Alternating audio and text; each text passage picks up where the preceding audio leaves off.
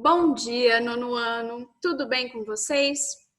Bom, vamos dar continuidade ao nosso gênero, que é o poema protesto, tá? E aqui a gente também vai iniciar o nosso estudo das figuras de linguagem. Então, vamos lá? Primeiro, vamos lembrar da nossa última aula? Falamos de poema protesto, percebemos que a poesia nem sempre estará ligada ao amor, romantismo, coisas assim, né?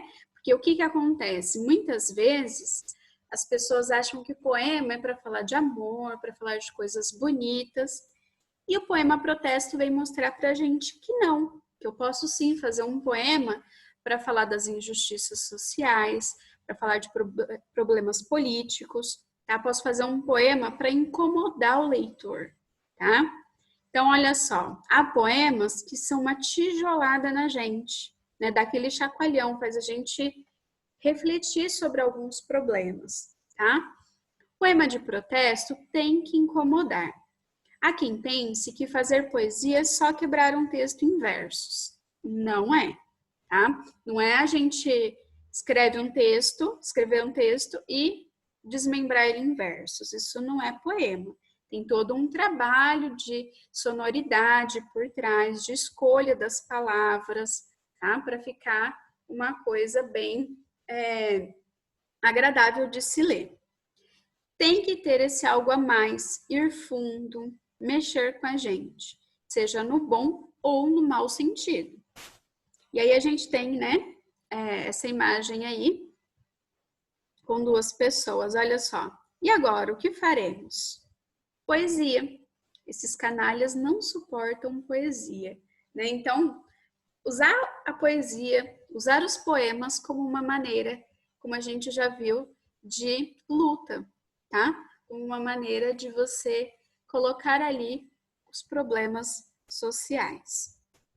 Bom, como estamos falando em incomodar, vamos falar de um assunto não tão agradável, né? A gente viu que poema protesto, ele vai falar de problemas, ele vai incomodar. Então, olha só, a gente vai tratar aqui de um tema que realmente não é um tema agradável, mas é importante a gente falar sobre ele. Então, olha só, observe o estudo abaixo.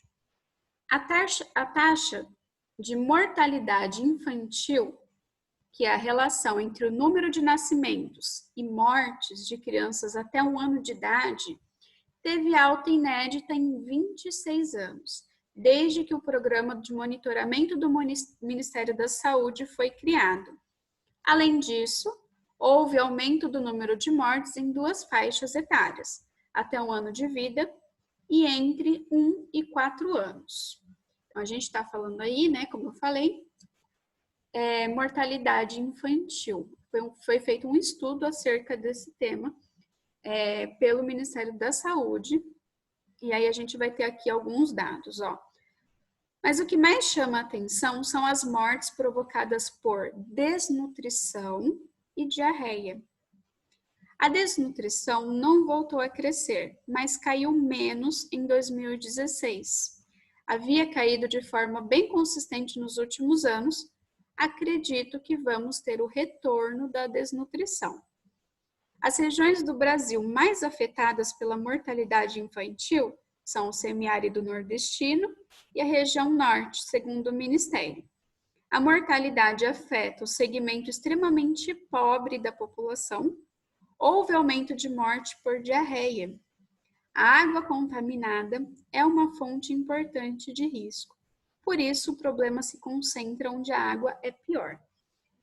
Bom, então a gente está tratando aí do problema da desnutrição. Desnutrição vai estar ligada a um problema muito sério que nós temos, que é a fome, né? E a gente tem esse outro problema, que é o problema da diarreia por conta da água contaminada nessas regiões mais pobres. É um problema social, é um problema que existe e que é preciso ser combatido, tá? E aí, por que a gente está lendo sobre isso? Que a gente vai ter um poeta, que vocês já devem ter ouvido falar, que é o Ferreira Goulart. Ele vai escrever sobre isso, tá? Então, ele vai pegar esse problema social, ele vai, através do poema dele, fazer uma crítica a isso. E o poema que a gente vai ver é o Bomba Suja. Esse poema, ele tá lá no livro de vocês, tá? Eu coloquei aqui alguns trechos do poema para a gente dar uma olhada, mas vocês podem olhar ele inteirinho, lê-lo inteiro. Lá no livro de vocês, ele vai estar lá na página 18 e 19, tá? Se vocês quiserem ler ele inteirinho, ou até mesmo quando vocês forem fazer a atividade, vocês podem usar lá o que está no livro, tá bom? Então vamos lá. Como é que ele vai começar o poema dele? Introduzo na poesia a palavra diarreia, não pela palavra fria, mas pelo que ela semeia. Então, olha só, quando ele fala introduzo na poesia a palavra diarreia, né? A poesia que costumava falar tanto de coisas belas, olha o que ele vai introduzir ali. Uma palavra que traz um incômodo para a gente falar sobre isso, né? Não é uma palavra comumente vista em poesia, não é? Aí ele continua. Quem fala em flor não diz tudo. Quem me fala em dor diz demais. O poeta se torna mudo sem as palavras reais. Então ele está dizendo o quê? Ficar falando em flor, amor, essas coisas não diz tudo. Nós temos coisas mais sérias, né? E aí ele fala, quem me fala em dor diz demais. Então, ele fala aí da urgência da gente falar de coisas que realmente causam essa dor, esse incômodo, que são os problemas, tá? No dicionário, a palavra é mera ideia abstrata. Mais que palavra, diarreia é arma que fere e mata. E aí a gente viu isso lá nos dados, né? O quanto a diarreia tem causado a mortalidade infantil. Que mata mais do que faca, mais que bala de fuzil, homem, mulher e criança no interior do Brasil. Por exemplo, a diarreia no Rio Grande do Norte, de 100 crianças que nascem, 76 leva à morte. É como uma bomba D, que explode dentro do homem quando se dispara lenta a espoleta da fome. Olha aí os problemas que ele vai citando para a gente, colocando dados, fazendo uma comparação com a bomba D, né, que explode dentro do homem. Então, tem todo esse trabalho aí com as palavras que a gente vai percebendo ao longo do poema. Ele vai tratando aí dos problemas da diarreia, da fome, onde que isso chega, né? Ele fala do interior do Brasil, ele fala do Rio Grande do Norte, tá? Aí ele continua lá. Bomba colocada nele pelos séculos de fome e que explode em diarreia no corpo de quem não come. Não é uma bomba limpa, é uma bomba suja e mansa que elimina sem barulho vários milhões de crianças. Sobretudo no Nordeste, mas não apenas ali, que a fome do Piauí se espalha de leste a oeste. Então, ele vai aí situando para a gente onde é que esse problema principalmente acontece no nosso país. Cabe agora perguntar, quem é que faz essa fome? Quem foi que ligou a bomba ao coração desse homem? Lembra do que eu falei para vocês, né? Que o poema Protesto, muitas vezes, ele quer identificar os culpados por essa situação. E ele coloca bem isso aqui. Né? Cabe agora perguntar quem é que faz essa fome, quem que é o responsável por isso, como chegamos a essa situação. Quem é que rouba a esse homem o cereal que ele planta? Quem come o arroz que ele colhe, se ele o colhe e não janta? Mas precisamos agora desarmar com nossas mãos a espoleta da fome, que mata nossos irmãos. É aí esse momento em que ele vai buscar o leitor para procurar agir sobre isso. Mas precisamos agora deter o sabotador que instala a bomba da fome dentro do trabalhador. E, sobretudo, é preciso trabalhar com segurança para dentro de cada homem trocar a arma de fome pela arma da esperança. E aí, como eu falei para vocês, poema do Ferreira Goulart, tá? Olha ele aí, ó o Ferreira Goulart. Vou ler um pouquinho aqui para vocês sobre ele, mas com certeza vocês já ouviram falar desse grande poeta, tá? Os poemas dele, sua grande maioria são poemas protestos, são poemas que vão falar dessas coisas realmente que incomodam. Ferreira Goulart, poeta maranhense, biógrafo e crítico de arte, participou de movimentos importantes da literatura brasileira, como a poesia concreta. Por seu posicionamento político, que também pode ser visto em seus textos literários, foi obrigado a sair do país durante a ditadura militar. Então, esses poemas que incomodam, durante a ditadura militar, eles incomodaram mesmo, né? Eles incomodaram a censura.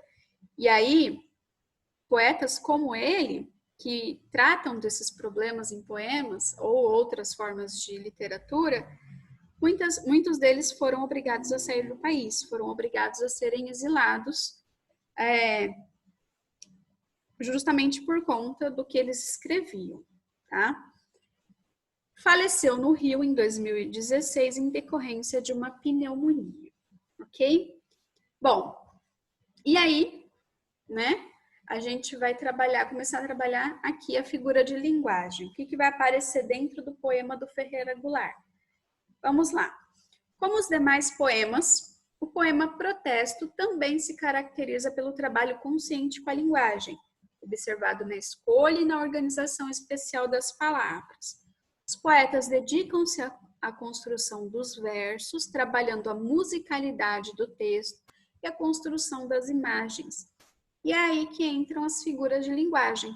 Tá? E aí a gente vai buscar lá no poema do Ferreira Goulart o que aparece. Vamos lá. Nós temos lá num trecho, ele fala assim, ó. Mais que palavra, diarreia é arma que fere e mata. O que eu vou ter aí de figura de linguagem? Bom, talvez vocês já tenham visto essa figura. Se viram, vamos relembrá-la, tá? Que é a metáfora. A metáfora é uma figura de linguagem que transfere para alguma coisa características de outra.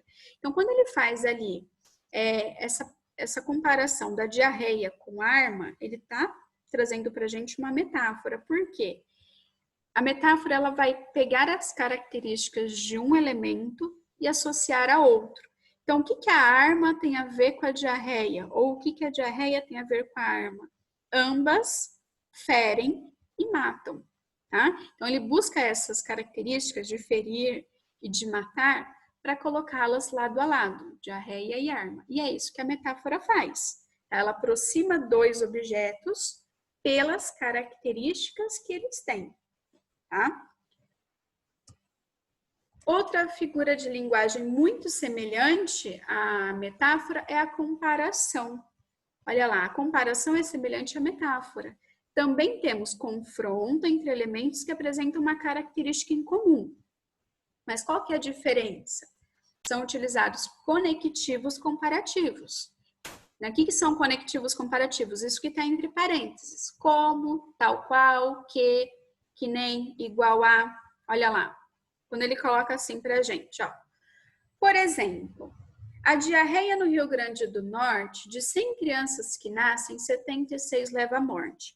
É como uma bomba D que explode dentro do homem. Então, o que ele está fazendo aqui? Ele está comparando a diarreia com a bomba D. O que ele usou para isso? Conectivo aqui, ó, como, tá? Então, aqui, como ele usou esse conectivo, como ele usou essa palavrinha, deixa de ser uma metáfora e passa a ser uma comparação, tá? Então, aqui também, a diarreia e a bomba D levam as pessoas à morte. Tá? Ele também está comparando a diarreia com a bomba D. Aqui ele usou o conectivo como? Anteriormente, ele não usou. Ele colocou diarreia é arma. Então, aqui é uma metáfora. Não tem conectivo. Tem comparação, mas sem o conectivo é metáfora.